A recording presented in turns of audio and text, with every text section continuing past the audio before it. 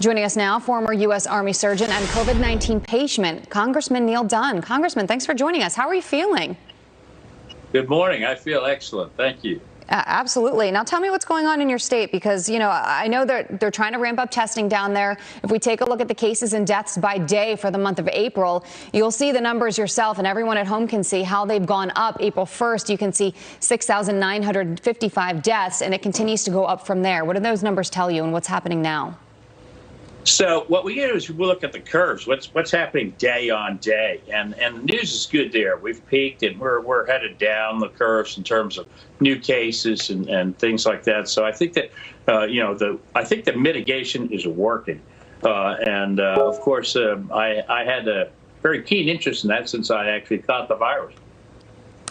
Absolutely. Let's go ahead and listen to the governor here for a second. Florida has now received test results from 1 in every 125 Floridians. We've typically focused on people who are 65 and older, but we're expanding it beyond that so that if anyone out there has the coronavirus symptoms, you can come and get tested.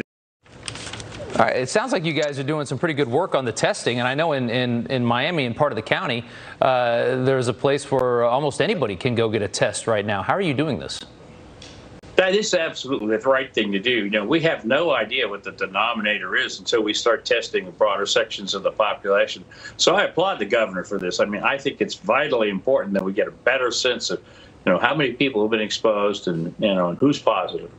I guess I question, because I've been reading about how, in Florida, you're potentially going to be starting at-home testing, and it seems like tests are more readily available in that state versus just, say, really hard-hit New York, where we have doctors on every day who say, I'm treating what I think are COVID-19 patients every single day, but I can't test them because I don't have the test. So I guess I just wonder how this is happening.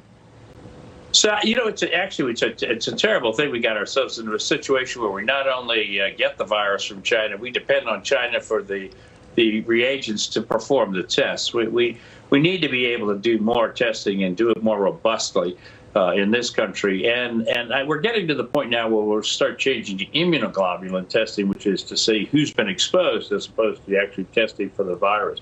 And that will be key to understanding immunity within the population. Yeah, there's no arguing that. Yeah, absolutely. You have a population down there, more than 20% are over 65. It's a big retirement haven, especially for a lot of people up here. Florida was late to the game in closing things down. They had the big thing with the spring breakers, and now the numbers are shooting up. How do you think the governor has handled this?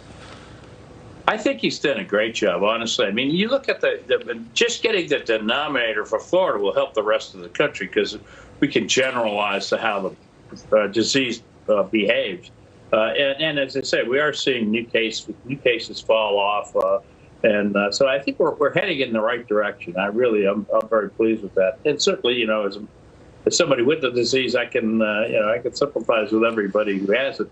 And by the way, I'm over 65 too.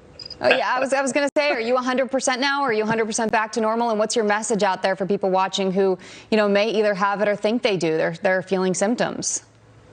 No, I'm 100%, and I'm 7-8 days out. So, yeah, okay. Well, hey, we're glad to hear you're feeling better, and we'll see how Florida handles this little spike they're seeing right now. Hopefully, they're going to do it right. Doctor, thank you so much. We appreciate your time. Thank you. Anytime. Thank you so much.